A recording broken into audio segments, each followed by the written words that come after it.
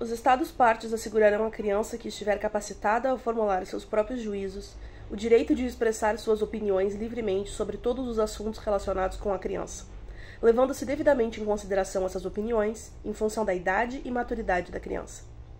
Com tal propósito, se proporcionará à criança, em particular, a oportunidade de ser ouvida em todo o processo judicial ou administrativo que afete a mesma, quer diretamente, quer por intermédio de um representante ou órgão apropriado, em conformidade com as regras processuais da legislação nacional.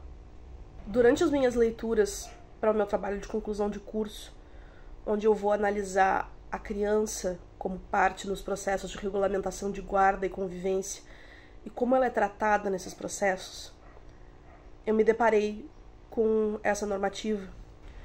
Pela extensão desse trabalho, eu me ative a duas decisões do Tribunal de Justiça do Rio Grande do Sul, uma que trata de regulamentação de convivência e a outra que trata de regulamentação de guarda. O primeiro caso é um processo de guarda compartilhada.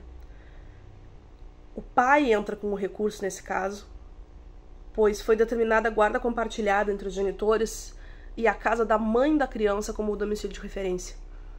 Acontece que há 10 anos essa família já tinha um sistema de convivência estabelecido e que funcionava para essa criança, em que ela passava alguns dias com o pai e alguns dias com a mãe, o que o judiciário entendeu não ser adequado para o seu desenvolvimento. Só que o mais importante aqui é que a criança estabelece que não quer passar mais tempo com a mãe. Ela quer conviver mais com o pai, ela tem mais identificação com o pai, tem mais intimidade. Então ela requer que o seu domicílio de referência seja a casa do pai. O pedido foi negado porque, segundo o desembargador, não há elementos de que o melhor interesse da criança estaria atendido. E a decisão foi mantida. O segundo caso é um processo de fixação de alimentos e de regularização de convivência. Nesse caso é a mãe quem entra com o recurso, porque foi determinado que a criança passasse a conviver com o pai de 15 em 15 dias, por 3 horas nos finais de semana. Só que esse pai não vê essa menina desde os 2 anos de idade. Na época do processo se refere que faz 7 anos que ele não vê a menina. E para a assistente social, o pai disse que não tem interesse em conviver com essa criança. E a criança diz que não tem interesse em conviver com o pai, porque ele é um estranho.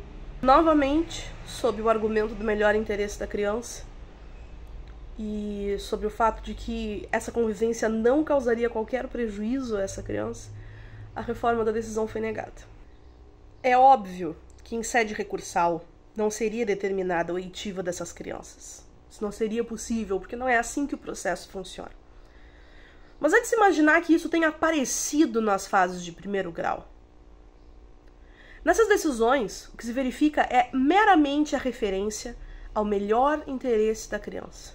Não existe qualquer referência à expressa vontade da criança, seja pelo relatório do recurso, seja pelo que diz no processo de instrução.